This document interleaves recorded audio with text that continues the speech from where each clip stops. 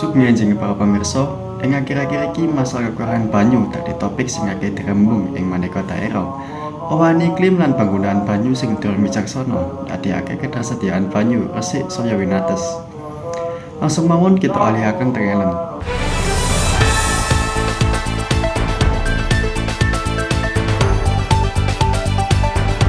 Matur nuwun Luki saka studio. Siang iki kula wis ana ing SMA Negeri Setunggal Kriyan. Lingkungan ing kene katon resik lan ketata rapi. Akeh wit lan tanduran ing saben sudut sekolahe. Babagan iki pastine ora bisa dipisahake saka warga sekolah. Ing kene ya keton para siswane lagi ngelaksanakake program adiwiyata, kayata nandur tanduran, nyiram tanduran nganggo banyu AC, lan ngirit penggunaane banyu. Nanging kepriye program adiwiyata iki bisa diterapake kanthi rutin kanggo mangerteni luwih jero, kula bakal nyuwun keterangan saka salah siji guru utawa staf ing SMA Negeri Setunggal Kriyan.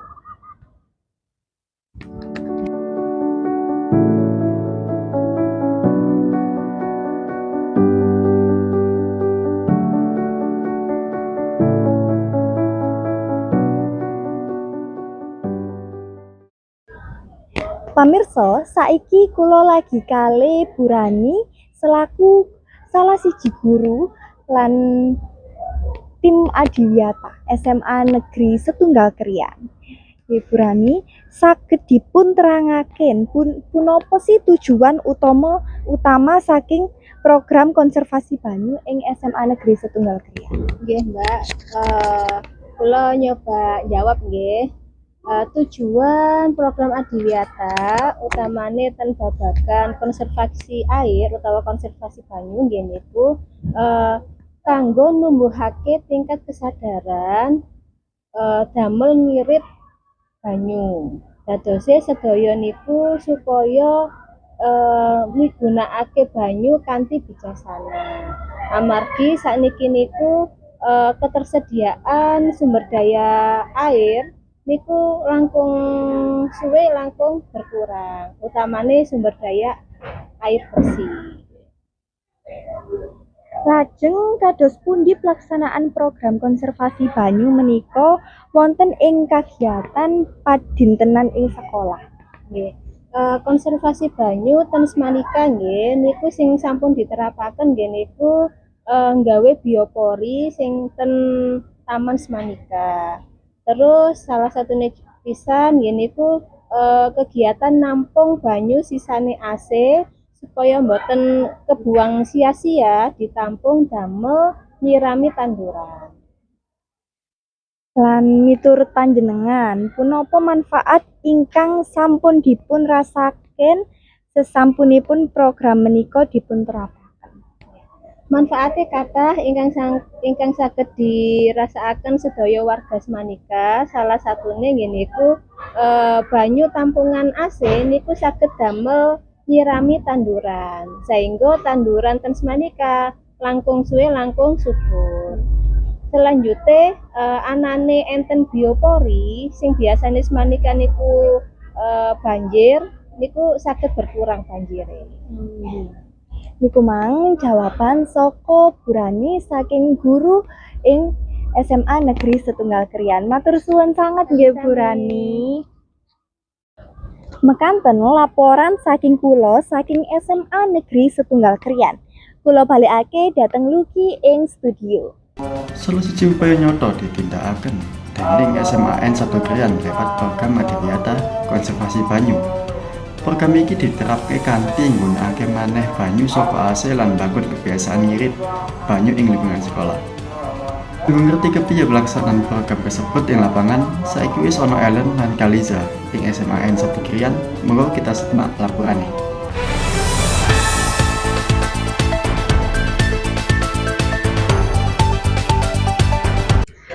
Matur suwun Luki.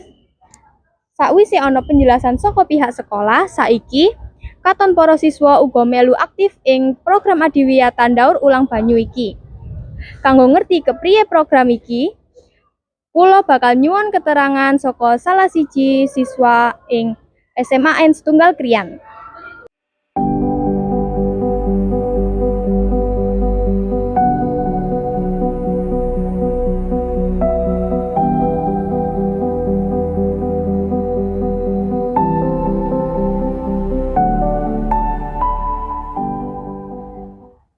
Saiki kula sampun bebarengan karo salah siji siswa SMAN Setunggal Krian. Sugeng enjing. Saniki kula lagi kali sinten nggih? Sugeng enjing, kula Devina saking tim Adiwiyata. Kula badhe takon babagan salah sijine program Adiwiyata yaiku Daur Ulang Banyu AC kanggo nyiram tanduran ing sekolah SMAN Setunggal Krian iki. Monggo dipun aturaken. Menapa sebabnipun sekolah milih nggunakake banyu AC menika? Amargi saben dinten AC ngasilaken banyu kathah lan biyen namung kabuang kemawon. Supados ben boten mubazir lan saged nyirit banyu resik, mila dipun tampi wonten bak penampungan lajeng dipun gunakaken nyirami tanduran.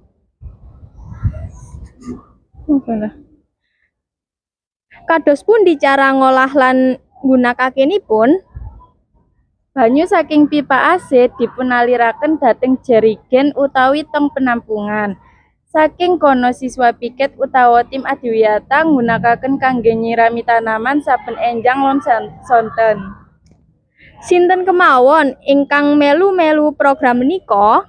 Sedaya warga sekolah melu, wiwit siswa, guru, dumugi petugas kebersihan umum, anggota tim Adiwiyata ingkang rutin ngawasi lan ngatur jadwal nyirami. Panjenenganipun kangge program menika menapa? Mugi saged dados kabiasaan lan tulodo kanggo sekolah sanes supados sami njagi lingkungan lan nyirit sumber daya alam. Matur suwun sanget awit kersa maringi wekdal lan keterangan saka keweruh ingkang migunani babagan program Adiwiyata ing SMAN Setunggal Krian. Inggih sami-sami, muga informasi menika saged maringi faedah.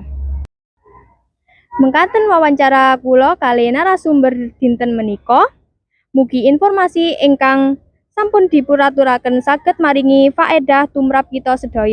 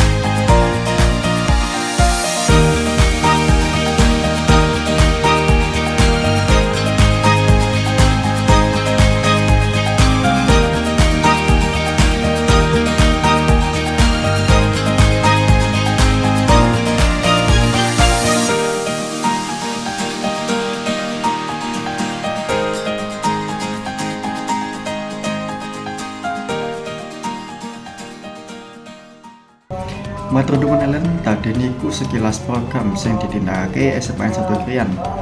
Pangkaten pawartos ingkang saged kula aturaken. Mugi-mugi saged paring faedah lan manfaat dumateng panjenengan sedaya. Wassalamualaikum warahmatullahi wabarakatuh.